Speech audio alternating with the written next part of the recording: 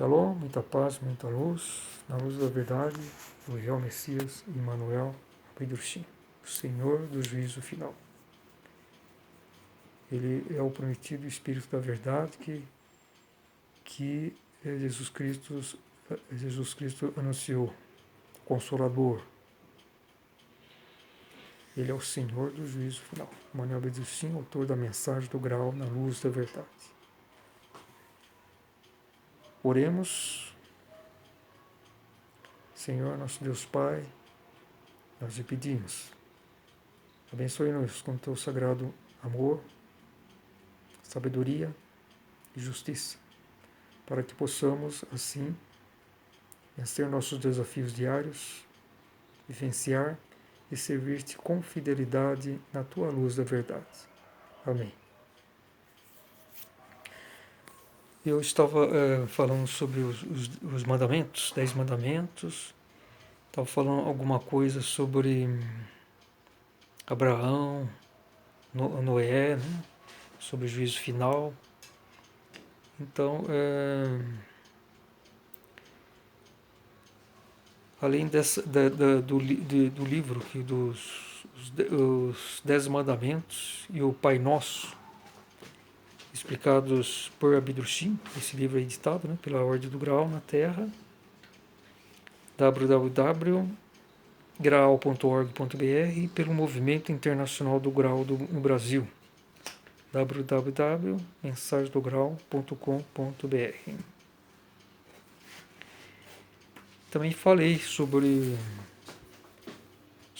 a questão de Abraão, né? Noé, essas questões bíblicas, né? Então indiquei o livro, para quem quiser se informar sobre isso, o livro do juízo final de Roseli von Sass. E também sobre a Grande Pirâmide revela seu segredo, de Roseli von Sass também. E ambos os livros são editados pela Ordem do Grau na Terra.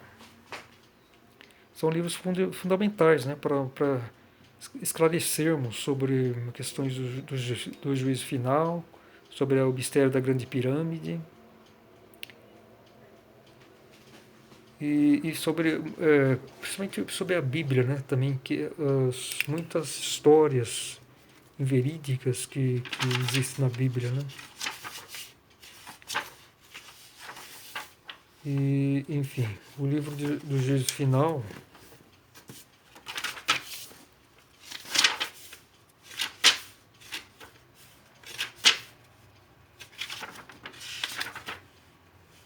os capítulos, por exemplo, o capítulo 1, sim, sou a hora da humanidade. O juízo final estará realmente próximo? Esse aí é o segundo capítulo. Terceiro, por que a humanidade tem de sofrer um juízo? Capítulo 4.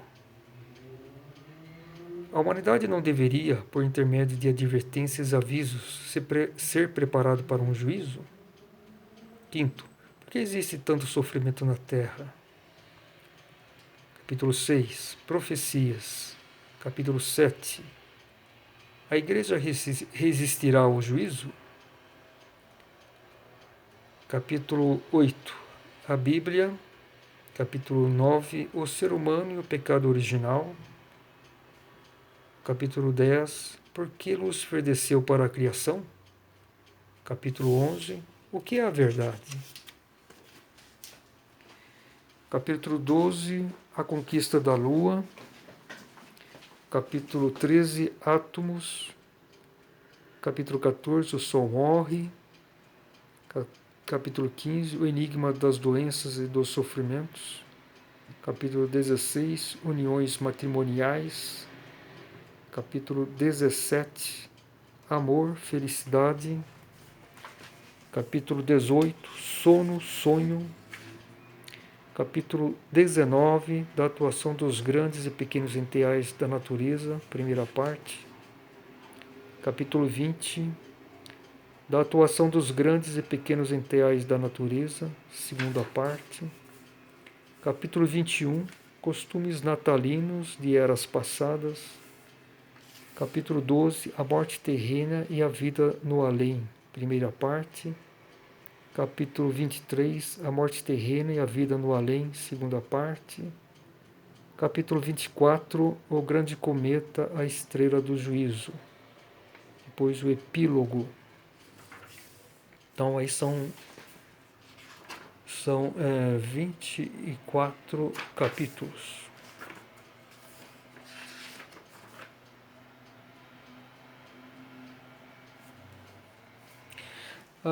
Eu queria ler, interessante, o epílogo desse livro, né? Finalizando, gostaria de mencionar especialmente que o livro do juízo final não constitui uma propaganda da mensagem do Graal. É, isso sim, o meu agradecimento ao Todo-Poderoso Criador que me permitiu encontrar essa mensagem. Almejo de todo o coração que também outras pessoas, como eu, possam encontrar essa mensagem que é uma dádiva da graça do amor de Deus. São Paulo, outubro de 1969. Roséles von Sass.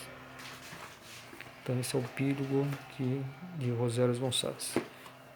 A primeira edição desse livro foi de 1969.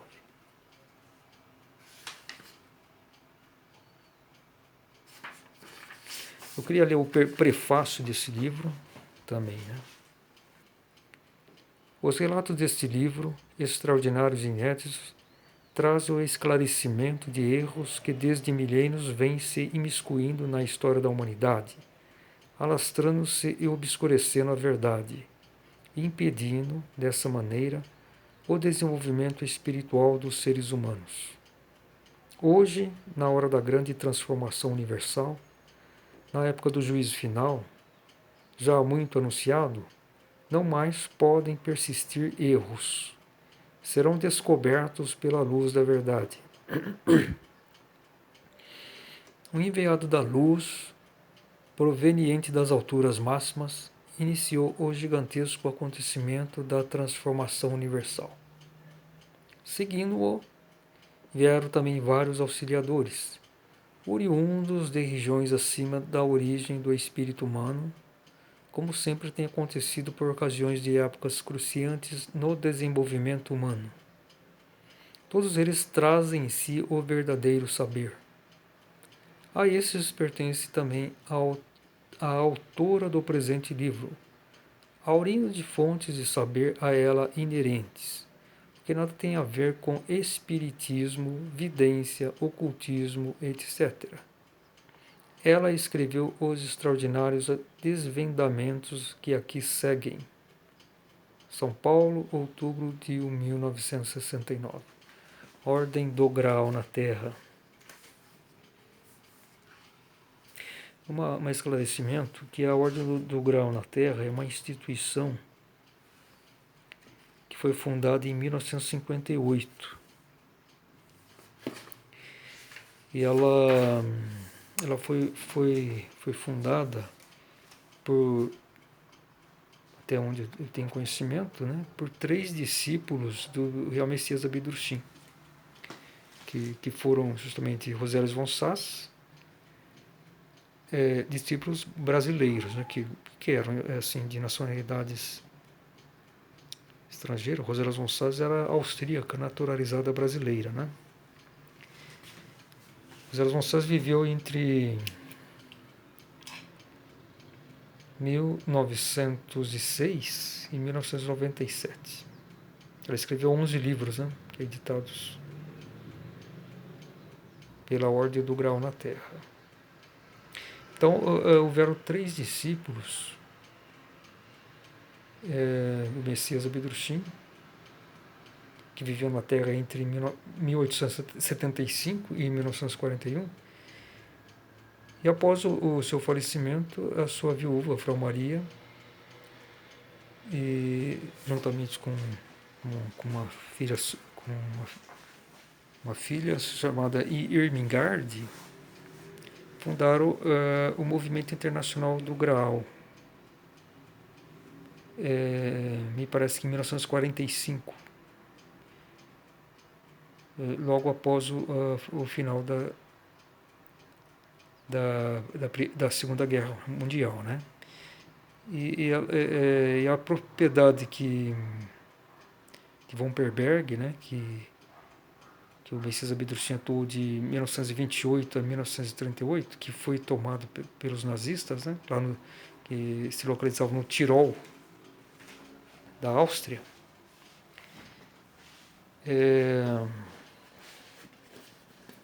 foi devolvida, né, pelas tropas de ocupação, primeiramente francesas e depois americanas. Né. Então a viúva de Messias Abidurchin, Frau Maria, recuperou essa propriedade e fundou o movimento internacional do Graal. Né. E em 1949, de 1949 a 1951, ela publicou a Mensagem do Graal, que se tornaria a oficial, que foi a terceira edição, que foi escrita pelo Messias Abidurchin. Messias Abidurchin tinha feito a primeira edição da Mensagem do Graal em 1926, a edição violeta. A segunda edição, chamada de Grande Edição, né, da Mensagem do Graal, em 1931, seria a segunda edição. E depois da sua prisão, do Falhar dos Convocados, sua prisão, enfim, em 1938, tomada da sua propriedade, ele acabou, por fim, indo residir em Kipsdorf, nos seus quase 3 últimos anos de vida, né? Isso em março de 1939, final de março, até sua morte em dezembro, início de dezembro de 1941. Agora, nesse período que ele ficou, ele estava proibido, né, de continuar suas atividades como espiritualista, né? Proibido pelos nazistas, né? Que tinham anexado a Áustria. Então, anteriormente, em agosto de 1937, eles já tinham interditado a gráfica, né, do Messias Abidurchin, que ele tinha em Munique, no sul da Alemanha. Tinha interditado para a proteção do povo e do Estado. Depois, 7 meses após, ele foi preso, né, somente quando anexaram a Áustria. Né. Mas, enfim, então esse período que ele ficou em Kipsdorf, ele revisou a sua Mensagem do Graal para uma outra época, né, que ele não estaria mais aqui na Terra. Porque todo aquele planejamento que foi feito, após o falhar dos convocados, enfim, a perseguição que ele sofreu, ela tinha que ser alterada, né, não podia ser realizada conforme fora inicialmente prevista. Então ele fez essa revisão, porque esse planejamento interior que estava focado, né, justamente na mensagem de 31 e nas dissertações que ele escrevia,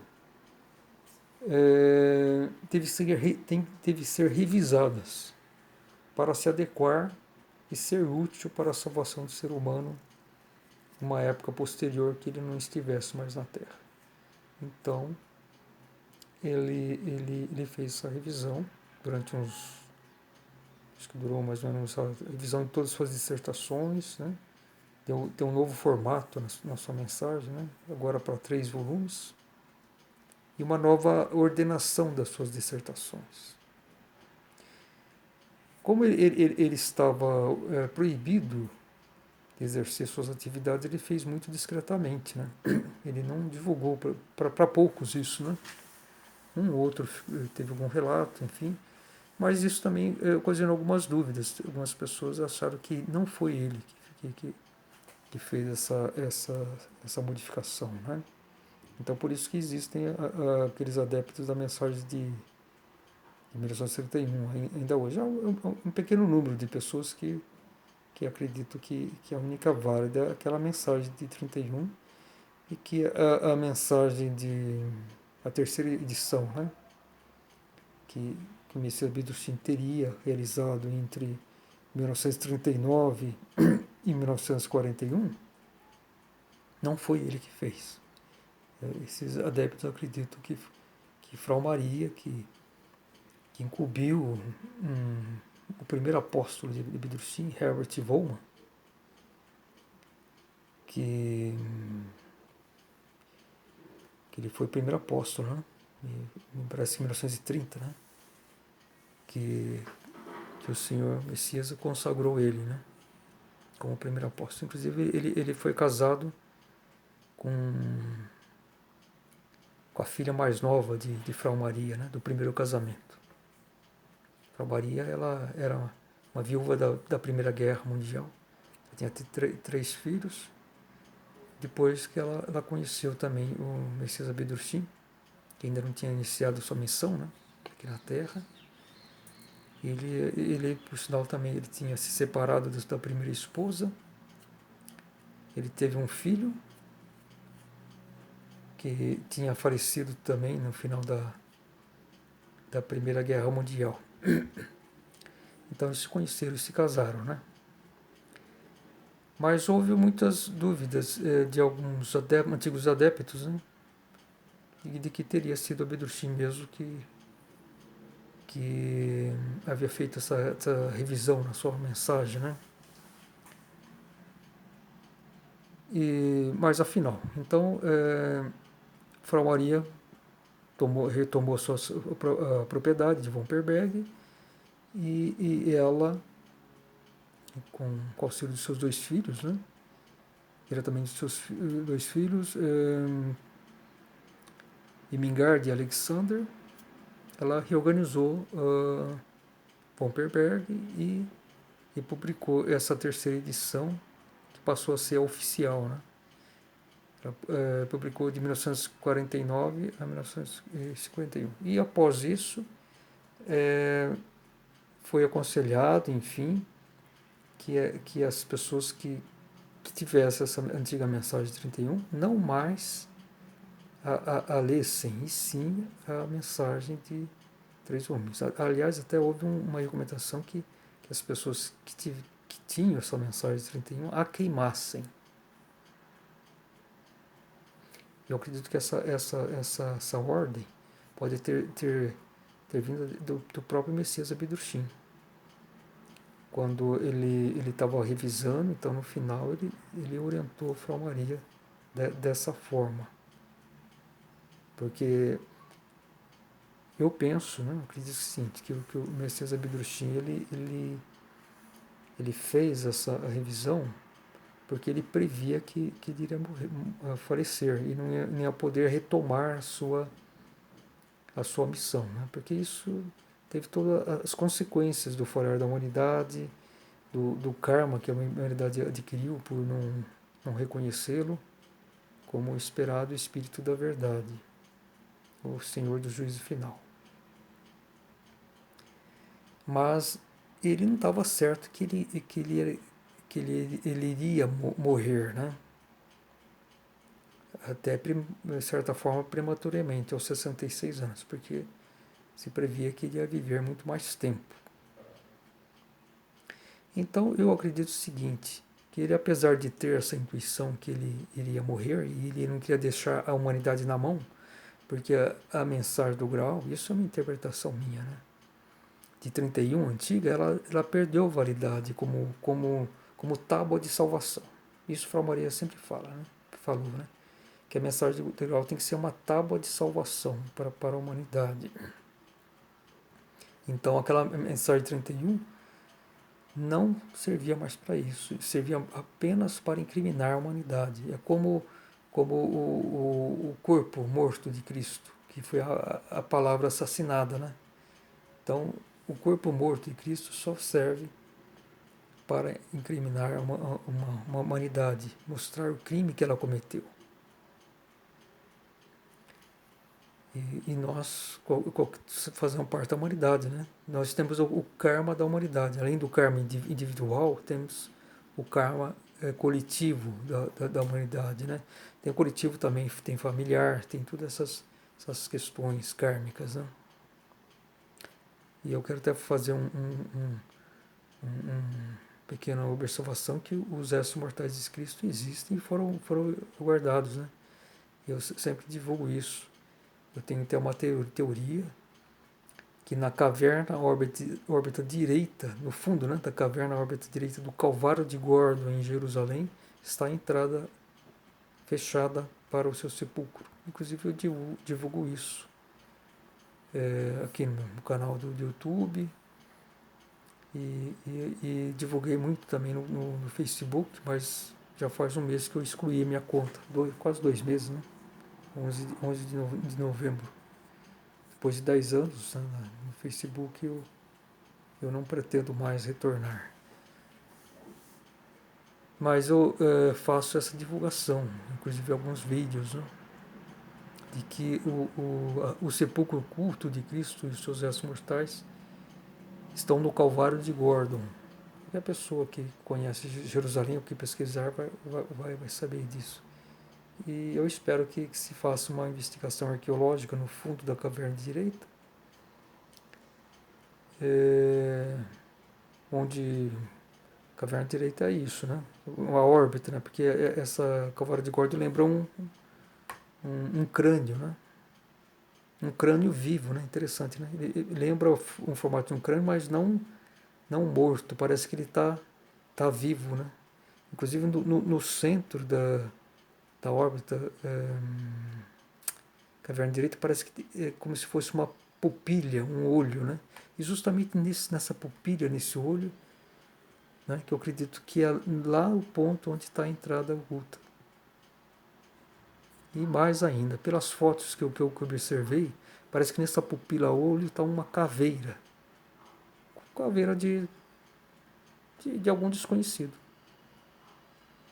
Eu fiquei com essa impressão, né, quando eu observei muitas fotos, que está uma caveira humana que foi colocada lá para fechar, né, junto com uma argamassa, né? Deve ter resto de ossos humanos. Isso é uma impressão que eu tive.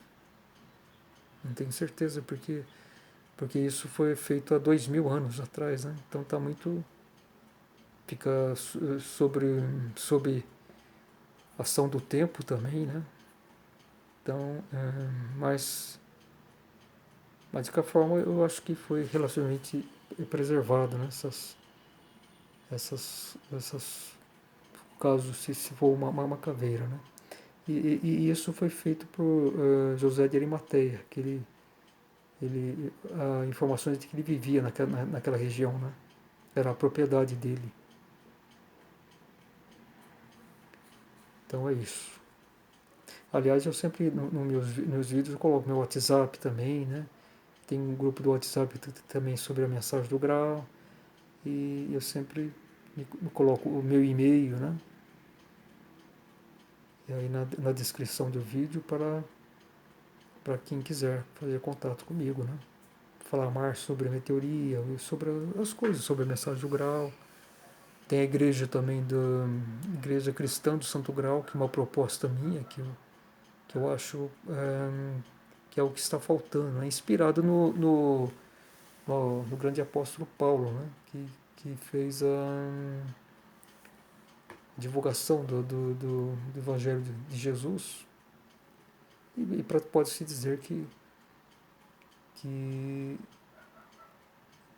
é Paulo, né? O apóstolo Paulo que com sua atividade, né? Com sua convicção, com sua energia, determinação, ele que possibilitou a fundação, né?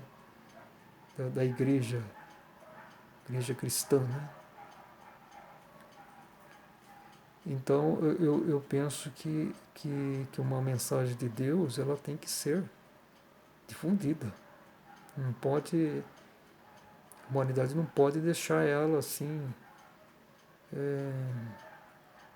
de lado. Os seus membros eles têm que tomar a iniciativa. Não pode simplesmente usar só para o seu proveito.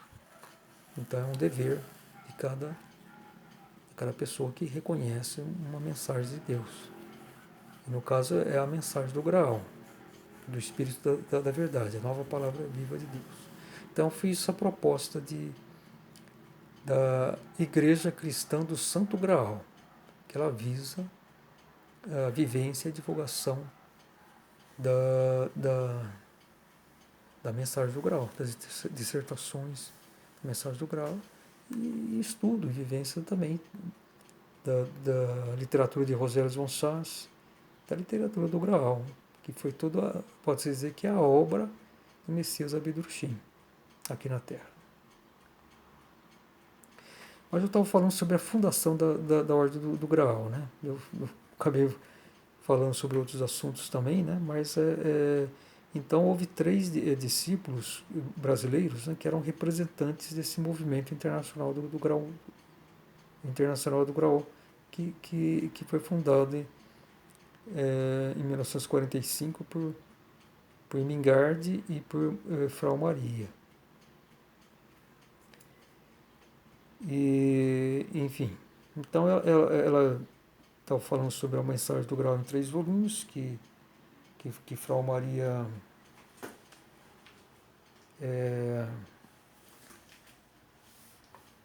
imprimiu e passou a ser a oficial, né? E alguns não aceitaram isso, né? O fato é o seguinte, que Frau Maria ela foi fiel, sempre foi fiel em sua atuação, desde que ela se casou, enfim, conheceu o Messias Abdurrahim, por volta de 1919, 1920, e passaram a atuar juntamente, e se casaram em 1927. E, inclusive, José Gonçalves chamava a Frau Maria de Sublime Senhora. Frau Maria faleceu em 1957. E após isso, já antes disso, né, em 1956, o José Gonçalves e os discípulos do Brasil já não concordavam com, com o direcionamento, né, do movimento internacional do Graal, que já passou a ser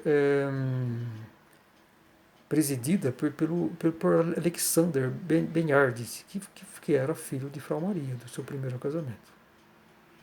Isso em 1956. Por quê? Porque Frau Maria sofreu um acidente, né, na casa do Graal, né? Ela já era idosa, ela tinha 66 anos, a mesma idade do falecimento do Messias Abdurrahim.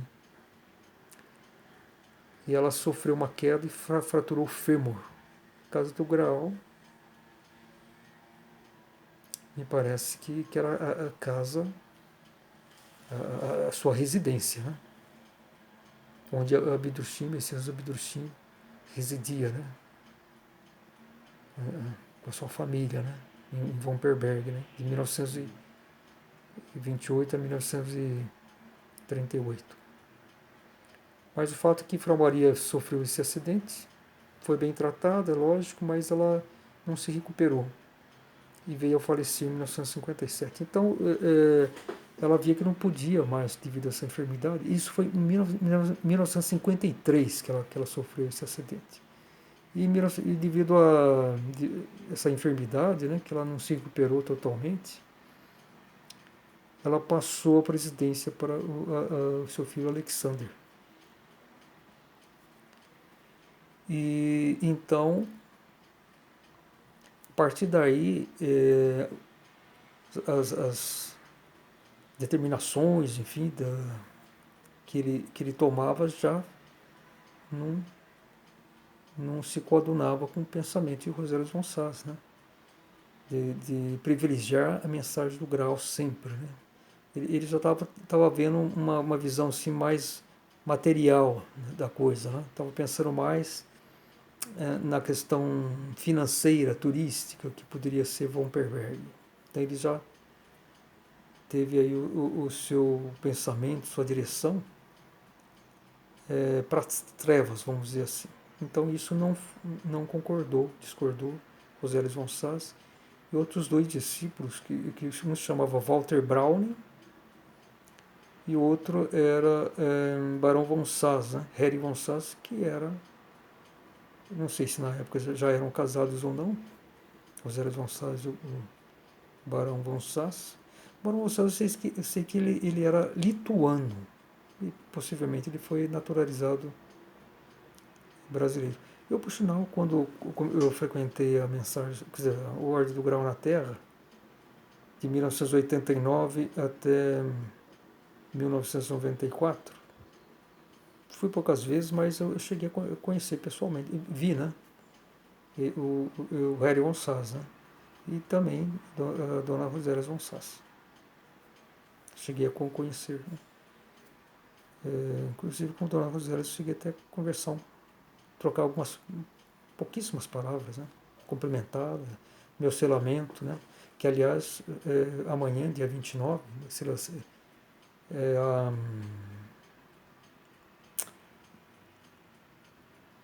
é da solenidade, a terceira solenidade do ano. A primeira de Pentecostes, dia 30 de maio, segunda Pureza Divina, de 7 de setembro, e a terceira solenidade do Amor Divino, né, que é dia 29 de dezembro. Então eu fui selado em 1991, então amanhã vai completar 30 anos desse meu selamento. Então eu pedi o meu selamento, né, acho que foi em novembro, para a Dona Rosélia, né. Algumas vezes no final das devoções, enfim, eu ficava na fila, né, quer dizer, uma pequena fila das pessoas que iam cumprimentar a Dona Rosélia. Eu até me lembro que ela tinha uma característica, ela apertava firmemente as mãos, né. Eu tinha apesar de idosa, ela já tinha aí uns 85 anos, né, mais ou menos. Ela tinha essa característica, ela tinha um porte assim firme, ela apertava firmemente as mãos, né. Mas enfim, então os discípulos do Brasil. E o Walter Braun, ele devia ser o mais idoso, né? Porque ele era o presidente aqui o responsável aqui no Brasil. Mas enfim, esses três discípulos então fundaram a Ordem do Grau na Terra em 1958.